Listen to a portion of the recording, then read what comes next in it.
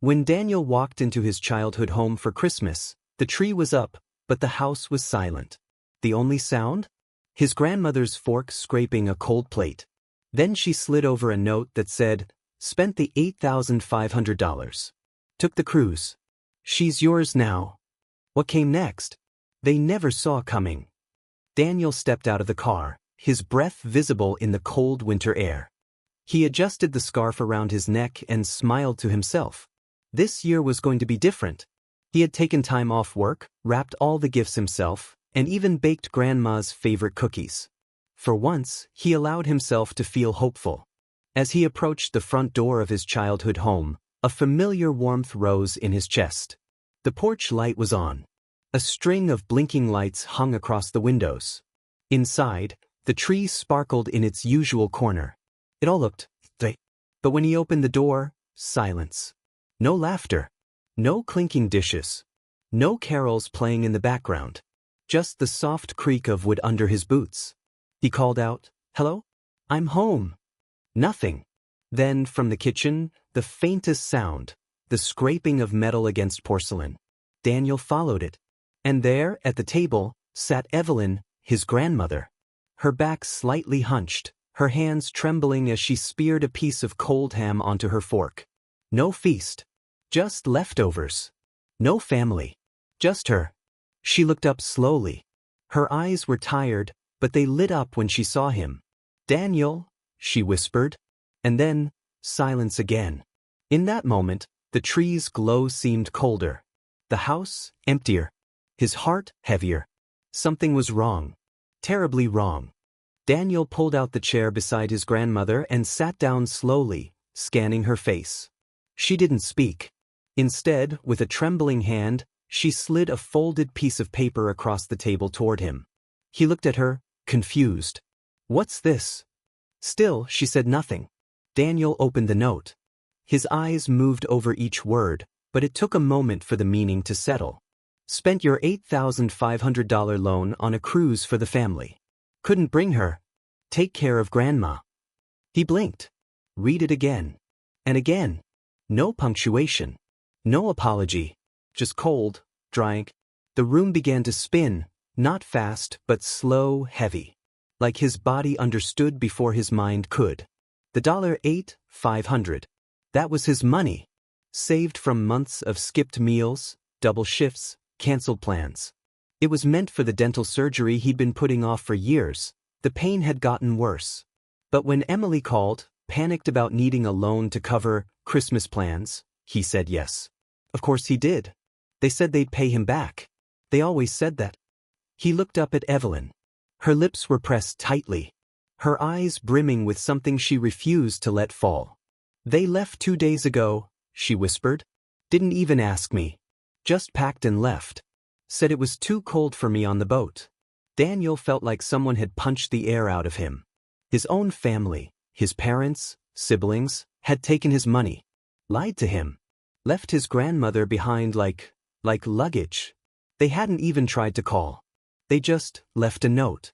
The silence thickened between them, interrupted only by the ticking clock and the distant hum of Christmas lights. Evelyn reached for her lukewarm tea and whispered, "They left 2 days ago." Daniel's jaw tensed. "And they didn't call? Didn't say anything?" She shook her head slowly. "Didn't even ask. Just assumed you'd understand. Like always. Like always." The words landed like a brick. His mind began unraveling. Images, memories flooding in like broken glass shattering in reverse. Christmas 2018, Daniel giving up a job offer to stay and take care of his little brother while their parents took a marriage reset trip to Aruba. Summer 2020, Max's college tuition fell short. Guess who made up the difference? Last Thanksgiving, his sister Emily was behind on rent. Daniel wired the money that night. Each time it was just for now. Each time, they praised him. "You're the responsible one, Dan. We know you've got us." More. His hands clenched under the table. "They said you wouldn't mind," Evelyn continued, voice trembling. "That you'd understand. Because you always do. But they never asked what it would cost you." Daniel didn't speak. He couldn't. The air inside him was thick with grief, Not just for the money, but for every time he said yes when he should have said no. He looked at Evelyn. Her frail hands rested on the table like old porcelain, delicate but enduring. Her eyes met his. "I'm sorry they did this to you," she said softly. "But I'm sorrier it took me this long to tell you the truth." And in that quiet moment, Daniel realized, the glass wasn't just cracked. It had been breaking for years. Daniel sat on the old living room couch, the cushions sunken in all the wrong places, like everything here had long given up trying to hold its shape. He unlocked his phone with a trembling thumb and opened the family group chat. Silence. No, "Merry Christmas." No, "Hey, you home safe?" Not even a meme or lazy emoji. He scrolled up, past the "Thanks, Dan," when he bailed Emily out of a missed car payment. Past the "We'll pay you back next month," from his dad, 3 years ago. Past the message where Jacob said, "Just Venmo me the loan and we'll talk later," when his wife needed a new laptop. None of it had been phrased as a question. Not one, "Would it be okay?" Just, "You're Daniel. You'll help." Every message carried the same unspoken rule. Daniel gives, they take. He realized, with a heaviness he couldn't shake, that this wasn't just about the $8,500. It was about the patterns. The quiet expectation that he would always show up. That his pain didn't count.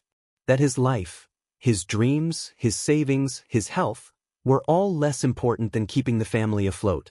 He swallowed the lump in his throat, eyes burning. They didn't even ask this time. They didn't care enough to lie. They just assumed. Daniel put the phone down slowly and stared at the Christmas tree across the room. Its lights blinked steadily, unaware of the cracks forming beneath its glow.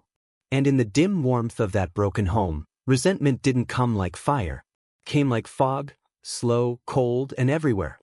That night, the house felt even quieter than before. The only sound was the distant hum of the heater and the soft clink of Evelyn's teacup against its saucer. Daniel sat across from her, his shoulders slumped, eyes clouded with questions. Evelyn stirred her tea slowly. Her hands, wrinkled but steady, seemed to carry the weight of things unsaid for too long. "They've been doing it for years," she said finally, her voice barely above a whisper. Daniel looked up. "What do you mean?" "Little things at first. A pension check here, a refund there. Emily would pick up my mail to help. Then the checks stopped coming. Jacob said he'd help me with my bank account, but then I couldn't remember my login anymore. They told me I was getting old. That I was confused." Her lips trembled. "But I wasn't confused, Daniel. I was ignored." Daniel clenched his jaw. His chest ached. "You were the only one who ever asked how I was. Not what I had. Not what I could give.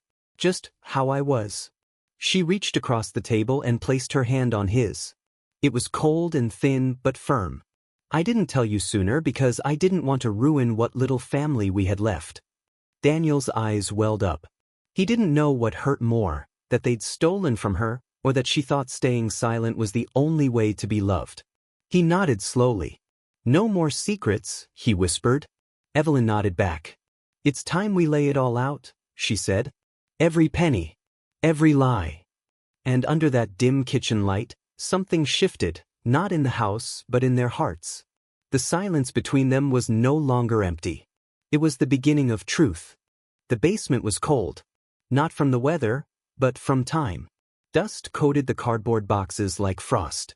The air smelled of forgotten years and yellowed paper. Daniel knelt beside an old filing cabinet while Evelyn gently opened a box marked bills. For hours, they worked in silence. A sacred kind of silence. The kind that fills spaces where truth finally has room to breathe. Daniel opened spreadsheets on his laptop. Evelyn handed him envelopes, receipts, bank statements, some crumpled, some still unopened. Her handwriting, neat but fading, filled old notebooks. "March 12th, she murmured, flipping through a page. That was the first time the check didn't come. Jacob said the pension was delayed. But it never came again. Daniel typed quickly.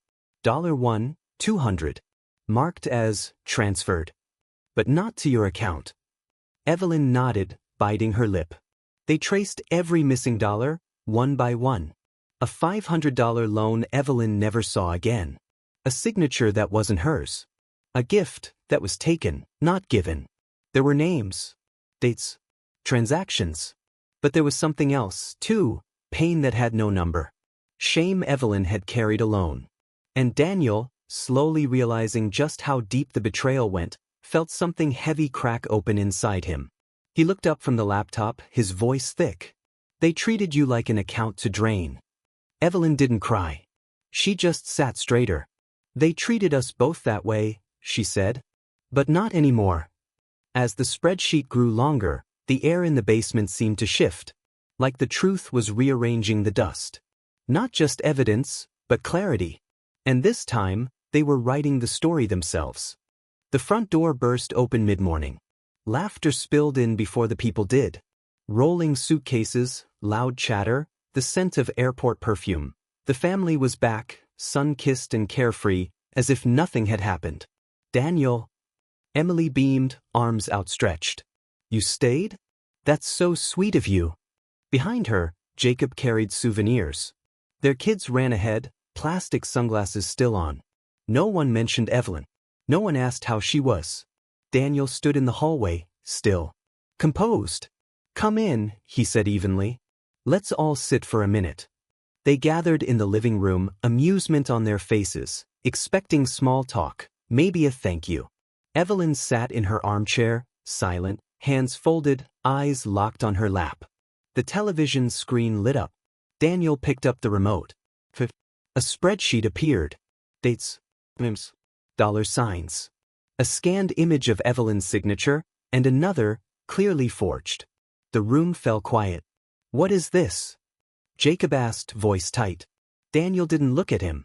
It's what you left behind. While you were celebrating. Another click. A voice memo played. It was Evelyn's old caregiver, speaking in a trembling voice about how she was pushed out, how the family cut corners, and care. You lied to me, Daniel said, not shouting. You used me. No one moved. No one smiled now. You have 48 hours, Daniel continued, to return the money. All of it. Or this doesn't stay in this room. He looked directly at Jacob, then Emily. I'm done being your wallet. And she's done being invisible. Evelyn finally looked up. And in that one glance, quiet but blazing, the balance shifted. Silence lingered like smoke in the living room. No one dared to breathe too loudly.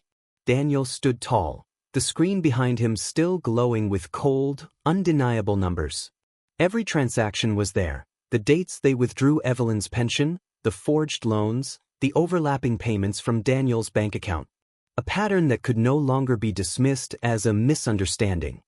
You didn't just take money, Daniel said, voice steady but shaking slightly with grief. You stole time. You stole peace. You stole dignity, hers and mine. He clicked again. Emails appeared, receipts of cruise tickets, booked in secret. Confirmation codes forwarded only among a select few, Emily, Jacob, and their spouses. Not a word to Daniel. Not a mention of Evelyn. Then the final blow. A voice memo. It crackled softly at first. Then the caregiver's voice emerged, raw and broken. She spoke of how Evelyn was neglected, how medication was skipped, how she was told, "Don't get involved. She's just old." Her voice cracked when she said, she cried for her grandson every night. Said he was the only one who ever looked at her like she mattered. When the memo ended, Daniel didn't say a word. He let the silence do the accusing. Tears brimmed in Evelyn's eyes. But she didn't cry. She watched them, her children, her grandchildren, not with anger, but something colder. Disappointment. Daniel finally broke the silence. You have 48 hours. Return everything. Or this becomes public. Every name, every receipt, every recording. I won't protect you anymore. They stared at him, shocked, exposed, afraid. But Daniel didn't flinch. He turned off the screen. We're done pretending this is a family. And just like that, the room felt colder than it ever had before. The morning after felt like the eye of a storm, too quiet to trust. Daniel sipped his coffee, unmoved, while the house held its breath. The once vibrant group chat was now resurrected in a frenzy. We didn't mean to hurt anyone. You're tearing this family apart. You'll regret this if it goes public. Text after text poured in, apologies dipped in manipulation, half-truths wrapped in guilt, threats masked as concern. Daniel read them all. And then, he blocked every number. He opened his laptop and calmly clicked send. Every document, every screenshot, every voice memo, forwarded directly to the Office of Elder Affairs, accompanied by a statement from Evelyn and a legal advisor he had contacted the night before. It was done. In the kitchen, Evelyn sat at the table in a faded robe, hands wrapped around a mug of warm tea. Her eyes were softer today, not because they lacked sadness, but because, for the first time in years, they lacked fear. "They'll come crawling," she whispered. Daniel nodded. "Let them crawl." That night, Evelyn slept without medication, without flinching at every creak of the floorboard, without waking up gasping from forgotten nightmares. Just sleep. And Daniel? He stood by her door for a while, just listening. To the peace he hadn't heard in this house for years. It didn't fix everything, but it was a start. The morning after Daniel sent the evidence, the story exploded. Local news picked it up fast. Family steals disabled grandmother's pension. The headline hit like a thunderclap, echoing in every corner of the community. At work, Emily's phone wouldn't stop ringing. Calls from angry employers, disappointed colleagues. Within hours, she was escorted out, the job she clung to for years, gone in a moment. Jacob's wife, once the picture of their perfect family, filed for separation. The private lies spilled into public shame. Friends who once smiled politely now avoided eye contact. Extended family members took sides or disappeared altogether. The walls Daniel grew up within, the house, the neighborhood, the very people, cracked and crumbled. Daniel watched it all quietly. The destruction was painful, but it was truth, raw and necessary. His grandmother, Evelyn, sat by his side, holding his hand. "It hurts," she whispered. "Yes," Daniel replied, voice steady. "But sometimes, the pain is what breaks the chains." The masks fell. The silence shattered. For the first time, Daniel felt the weight of years start to lift.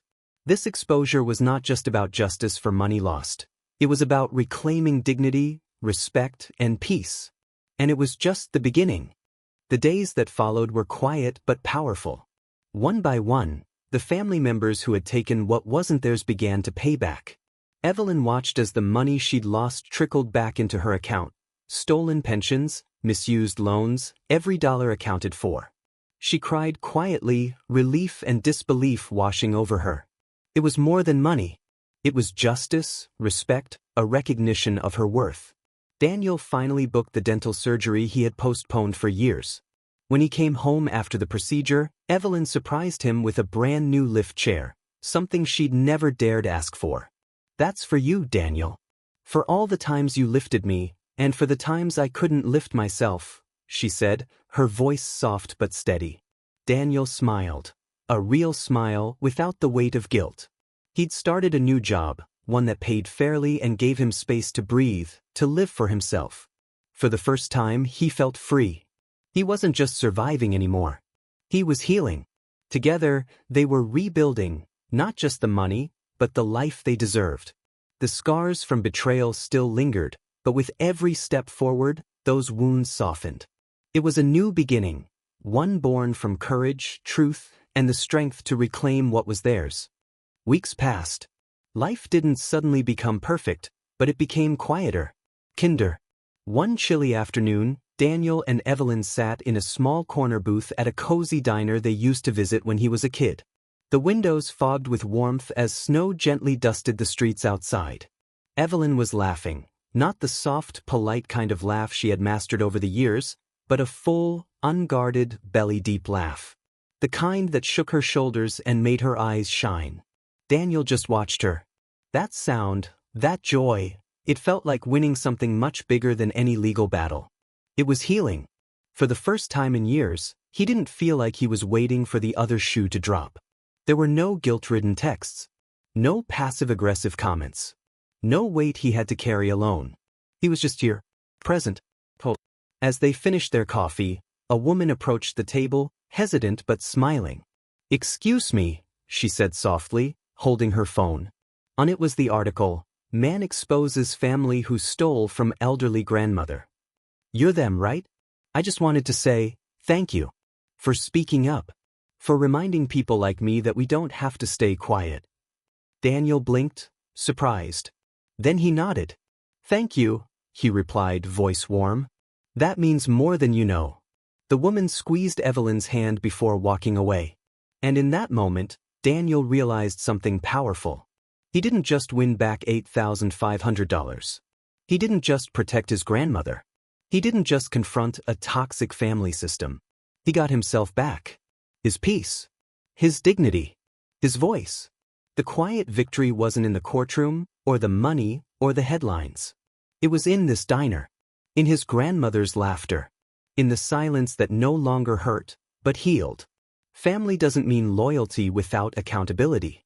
Sometimes, standing up to the people who raised you is how you finally raise yourself. If this story meant something to you, don't let it stop here. Too many of us carry stories we never tell because we think no one will care. But your story matters. You matter. Like this video if it made you feel seen. Drop a comment and tell us, what's the one thing you've always carried alone? You never know, your voice could be someone else's turning point. Subscribe to the channel for more real stories that break the silence. And if you're ready to speak your truth, this is your sign. Start now.